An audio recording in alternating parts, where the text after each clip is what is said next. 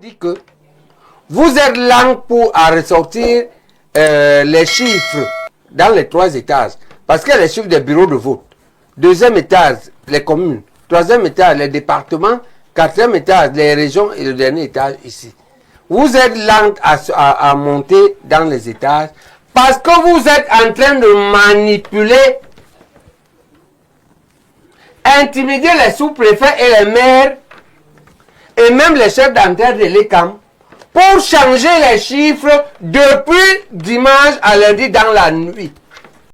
Nous vous le disions en ouverture, nous remarquons un arrêt majeur ce matin pour parler de la présidentielle 2025 au Cameroun. Le scrutin s'est tenu le 12 octobre dernier et nous avons pour prétexte cette déclaration de M. Issa Chiroma Bakary en sa posture de candidat à cette dernière élection présidentielle. Issa Chiroma n'est pas allé du dos de la cuillère pour annoncer tout simplement sa victoire. Il a d'ailleurs demandé au candidat Paul Biya de lui adresser ses félicitations.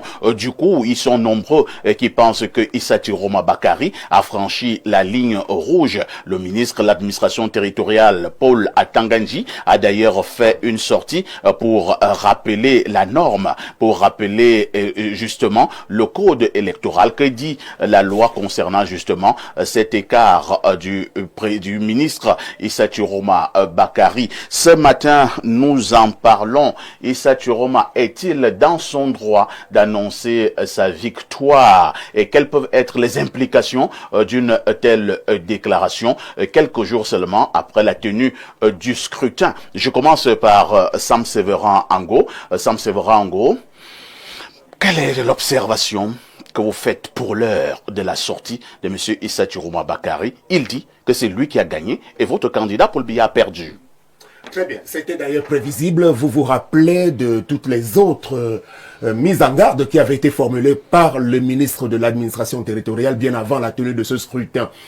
Commençons par nous féliciter. En fait, c'est ce que nous avons comme sentiment dans nos équipes au niveau du RDPC, du bon déroulement de ce processus électoral quand même. Et je pense d'ailleurs que même les premières avis, on va dire les premiers avis formulés par les observateurs internationaux sur la manière dont les choses ont été organisées au Cameroun sont dans le sens de nous conforter dans notre position qui est celle de dire que nous avons affaire à un État qui fonctionne normalement. Aujourd'hui, le Cameroun est un grand pays sur la scène internationale et plus encore sur le continent africain et même la locomotive au niveau de la sous-région Afrique centrale. On ne laissera, mais alors sous aucun prétexte, que notre pays puisse basculer dans le chaos. C'est pour cela que des bonnes dispositions ont été prises en amont par les différents démembrements au niveau des structures étatiques en charge de l'organisation de ce scrutin. Je pense que vous avez pu, en tant que journaliste, faire le constat selon lequel nous avons été exemplaires au niveau de la préparation du scrutin, que ce soit autour de Elections Cameroun que dans le domaine de l'administration, parce que l'administration est partie prenante malgré tout toujours de ce processus-là, et même sur le comportement plus global des observateurs que sont les journalistes, les médias camerounais et internationaux, je pense qu'on peut s'en satisfaire. Tout de même, il est loisible et très important de rappeler ceci. Il y a des officines qui travaillent à la déstabilisation de ce Cameroun, à l'intérieur et à l'extérieur. Et nous sommes là en face pour leur dire que ils ne vont pas prospérer dans leur salle d'essai qui consisterait à nous installer dans une forme de déflagration sociale. Ça n'arrivera pas. Vous voyez, tout a été mis en place, programmé pour que, au soir du 12, on aille déjà à la publication de fausses tendances. Il y a des laboratoires que nous avons pu détecter également, qui sont aujourd'hui démasqués, qui étaient chargés précisément de rendre public un ensemble de résultats faisant état d'une victoire écrasante du candidat que vous évoquez. Or, aujourd'hui, quelques jours après, on a pu assister quand même à une remontée au niveau des tendances qui sont assez acceptables aujourd'hui. C'est l'occasion de rappeler, pour la bonne gouverne de tous, que l'État camerounais qui est bien en place ne laissera pas passer le désordre et que seul l'organe légal, reconnu comme tel pour publier les résultats, sera en charge de les rendre publics. Je veux évoquer le Conseil constitutionnel. Donc, on va rester attentifs et tous ceux qui seront tentés de nous embarquer dans des choses qui ne tiennent pas pourront le payer à leurs dépens. Parce qu'aujourd'hui, que ce soit le candidat Chiroma ou alors bien d'autres qui étaient sur les starting blocks, je pense quand même qu'il faut reconnaître qu'il y a une bonne majorité également de ces candidats qui reconnaissent la bonne tenue de ce processus électoral. Donc aujourd'hui, les échauffourées auxquelles on a assisté également autour de sa résidence et dans les rues de Garoua sont de la simple provocation. Et vous pouvez vous rendre compte que les choses ont assez rapidement été maîtrisées. Et il faut féliciter les forces de sécurité du Cameroun qui, jusqu'ici, n'ont pas encore cédé.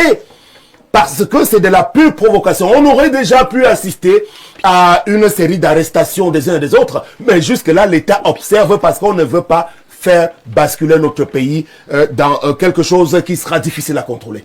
Donc, c'est ce que nous disons. Merci. Et même nous, au niveau du CERBI, Cercle de soutien à son excellence Paul Biya, nous avons également commis un communiqué officiel pour dire que les institutions républicaines doivent être protégées de quelques aventuriers.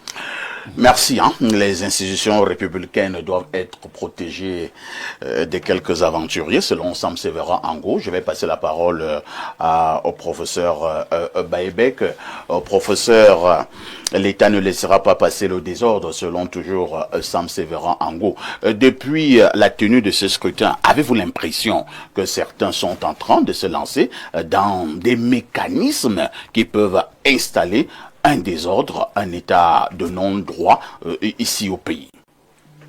Les deux ont des ragots. Des ragots viennent de deux côtés. Du côté du parti état en place, comme dit M. Sévérin Ango, ils soupçonnent certains candidats, leurs copains d'hier, leurs partenaires d'hier, de laboratoire pour organiser le désordre. Mais de ce côté-là, on vous soupçonne, c'est vrai en gros.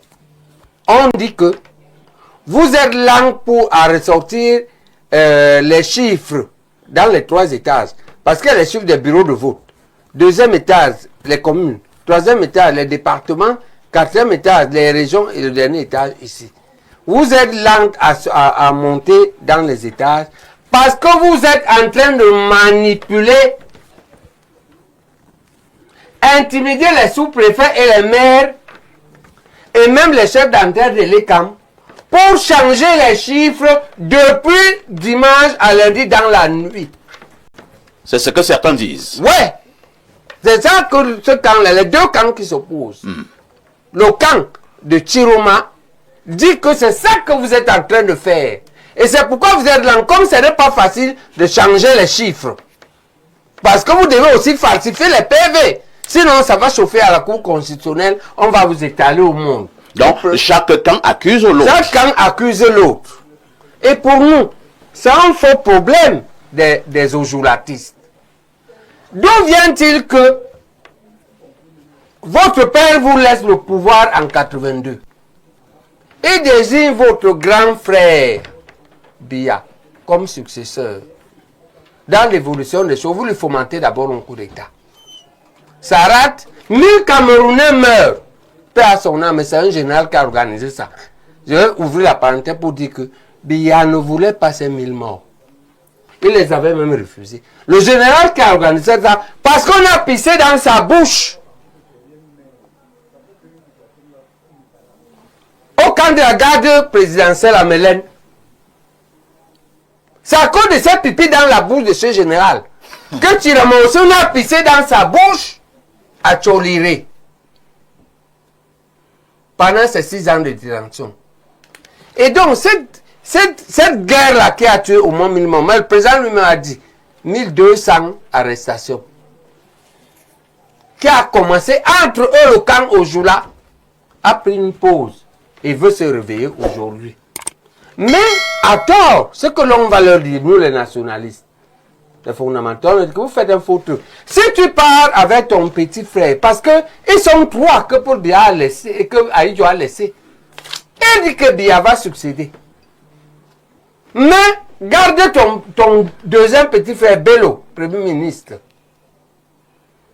Ça s'est passé comme ça s'est passé aujourd'hui. Ils sont donc 3. Ils ont écarté tous les nationalistes. Nous, on est KO. Pour mille raisons. Ils ont torpé, ils ont tout fait, on n'est pas là. Mais entre vous, au lieu de nous mettre vers la guerre, vous devez comprendre une chose fondamentale. Quand la hiérarchie qu'Aïe doit laisser, c'est Biya en tête, Bello ensuite, on peut dire que Chiroma en 3e. Et vous l'avez compris en 90-92. Depuis cette époque, vous avez le même gouvernement en 30 ans. Parfois, un sort, l'autre entre. D'où vient-il que, au moment de la compétition, si le premier ou le deuxième devient le premier, quand les Bantous disent que quand on parle en partage de l'éléphant, les Bantous disent que nous on a quelque chose sur nous, le partage de l'éléphant en brousse. Si tu parles là-bas, on te donne pas, non, ton petit frère, on t'a donné. Qu'est-ce qui empêche que vous permettiez pour sauver le Cameroun de la guerre? Nous, on vous propose de vous entendre. Moi, nous, les fondamentalistes, on peut vous donner des fondamentalistes de votre âge qui vous connaissent, qui ont travaillé avec vous pour vous arbitrer. Que Biya fasse une délégation de deux personnes. Chiroma, une délégation de 2 personnes. Nous, on leur donne un arbitre, 1 ou 2 arbitres pour que les deux se réconcilient. Ce n'est plus le Conseil constitutionnel qui devrait trancher. Non, la politique est comme ça. Il y a le formel, il y a l'informel. D'accord. D'accord. En 92, quand Froum chauffait, on avait envoyé des gens dire quand on a mis Froum en état d'urgence, il y avait des négociations informelles pour qu'il devienne vice-président. Il y avait eu ça. Donc il y a toujours ça. Ils peuvent régler ce problème, s'entendre pour qu'il n'y ait pas effusion de sang. Merci. Bah, parce qu'après, il y aura le vrai combat. Il viendra un moment où nous, on va entrer en jeu. L'histoire va mettre les nationalistes en jeu. Mais là, pour sauver le Cameroun du bain de sang qui arrive. Parce qu'ils ont commencé à dire... On n'a aucun élément quand bain de sang arrive. Hein? On n'en a aucun élément. Je te donne même. Non, on n'a aucun élément. Laisse-moi donner. Il y a l'élément. Ils ont recommencé à dire, vous allez marcher ni comme les vases. C'est un élément que le bain de sang oui, 84, je ne sais pas où tu étais en Go. Moi, j'étais étudiant de médecine en première année. En 2e année. Ok. Voilà, moi, non, en première année. Hein? J'étais au 2e primaire le 6 avril. D'accord. J'habitais la chambre 237F. Ok. C'est ça que les gens l'avaient. Vous allez marcher ni ici, là, comme les vases. Ok. Et vous aussi, vous allez pisser. Ils ont pissé dans la bouche d'Assaut.